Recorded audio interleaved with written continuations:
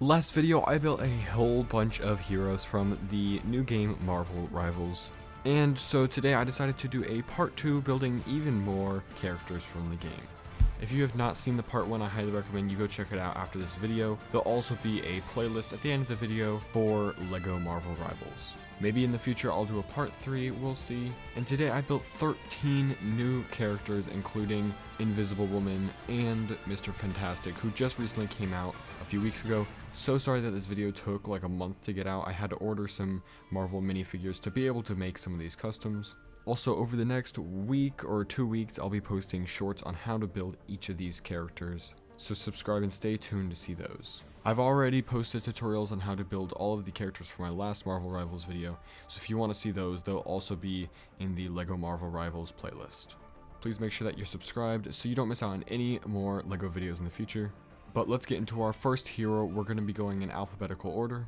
This means our first character we're going to take a look at is Black Widow.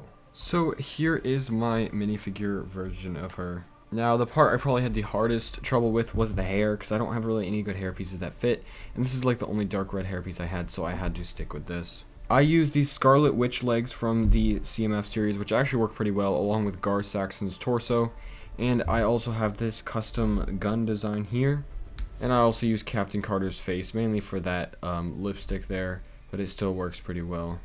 I would have liked to be able to get a better hairpiece for her, but it just wasn't really possible. But overall, I think I'm decently happy with how this minifigure turned out. Our next minifigure we're going to take a look at is Hawkeye. This one I am super happy about. I think he turned out absolutely awesome. I used the legs from Kate Bishop along with the torso from Kate Bishop. I actually just flipped it around, so this is the back of the torso. I think it looks awesome. I gave him one bare arm and one purple arm, just a normal mask, and then I used the CMF Hawkeye face. And then this hairpiece, which I'm not super happy with, but kind of like Black Widow, there's not really many hair pieces that fit him. And then finally, just this quiver of arrows on the back.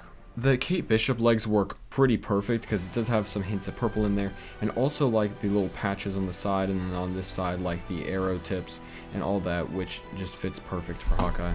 And then I just gave him the CMF Hawkeye bow and arrow, which obviously just works perfect for him. Next up, we've got one of the new heroes for this season, Sue Storm, aka Invisible Woman. Now, her and Mr. Fantastic were actually really hard to make, specifically just because of their suits. There's not really anything in LEGO that matches them too well, but I used the Tanwi torso from the Obi-Wan's Jedi Starfighter, along with these blue hands, and then the legs from the Unicorn CMF minifigure, which I actually also used these legs for my Dagger minifigure from last video, but these work pretty perfect for her because on her shoes, she actually does have like the tip of her shoes blue, which is pretty cool. And then I just used this, I think it's Jyn Erso face, along with this blonde hair here, which I think works pretty well. Our next character is going to be Mantis. She was also a challenge to make. Obviously, I used the MCU Mantis minifigure for the hairpiece, especially because of these antennas. And then for the torso, I used Endor Leia's torso, which I think works all right. I do like how it has this belt here, and then finally for these legs, it came from some Rebel Trooper. Now, I don't really like the face. I just used Hermione's face from the early Harry Potter sets, but I mainly picked it just because of the larger eyes. I think it works alright, but I feel like Mantis would need a very specialized face print. I would have liked to somehow incorporate the things that are on her wrists, but there's not really any way to do that in LEGO without any special printing. But now let's move on to the other new hero, Mr. Fantastic. Like Sue Storm, he was a little bit of a challenge to get that blue integrated. I ended up using some 501st Trooper legs, along with a Captain Rex's arms with some blue hands, and then this hoodie torso just turned around to get some of that blue there on the front. I used Sirius Black's face along with this hairpiece. I would have liked if the hairpiece had some white on the sides, kind of like the Doctor Strange hairpiece, but in a dark brown color. I think ideally for the legs, I'd want to do white and then blue on the bottom, dual molded. That would probably work best. But I do think these are a good alternative because they do have the blue on the knee pads, just like he does in the game. He just does not look good from the back because of that hoodie print. And if we put him next to Invisible Woman, you can see that they do look pretty good together. Next up, this one I'm super happy with. It is Moon Knight. Now, I did use the CMF Moon Knight hood piece I used a Scout Trooper torso, and these legs I believe are from the Mandalorian Season 3 Jetpack Troopers from the Battle Pack with the Mandalorians, and I just used a normal white cape, and I just gave him the Moon Knight CMF Moon Throwable Boomerang things. In game they are white, but obviously these ones are gold because it's based off the MCU. And for the face, I'm kind of pretty happy with how this came out. I actually used one of these Ultron like Marvel heads from like the Ultron bot in blue, and then flipped it around because on the back here there are these little blue slits which look pretty accurate to how Moon Knight's eyes look in the game. So I'm super happy with he came out. He might be one of my favorite customs I made in this video. Next up, this is the only one I had to actually build a build for, but we have Penny Parker. First, let's take a look at the minifigure, nothing too special. Again, I did use that Hermione face just because for the big eyes and childish look. I used Rose Tico's hair from Star Wars just because there wasn't any good hairpiece I had that fit, but I think that this did fit best. And then these are some Snow Trooper legs. This torso I believe is from Infinity War from the Hulkbuster set, and then I used Fennec Shan's arms because they are black and they have hints of like orange and red in them. And then finally just these orangish gloves, which I think work pretty well. But now let's take a look at the Spider Bot. This thing is absolutely huge and it definitely took a while to build. If we put it next to Penny, you can see it is a little too tall. Really, she should come up to about here, but I did the best that I could. He's pretty poseable. His legs can move quite a bit, and his ankles can move. He is pretty fragile, so you got to be careful when moving him around. But his legs can move in and out like that, and his feet can always move flat like that as well. His arms are pretty poseable. They are on a ball joint at the shoulder, and then they can move back and forth at the elbow and at the wrist. Now, the main struggle I had with this was these giant guns on the side, which aim up, but then they aim down when they shoot. These are very fragile, and they are a little bulkier than I would have liked, but I think they still turned out nice. I made sure to include the gold circle there, along with the gray in the middle here. The back looks pretty cool. I added this little light, along with these really nice half 2x2 tile pieces. And coming up to the top, I used the Iron Spider-Man head. It's just on a ball joint so it can move around quite a lot here. But I used the Iron Spider head because it works pretty perfect. For this, originally I wanted to do a brick built head, but that just did not turn out good at all, so this was my second option.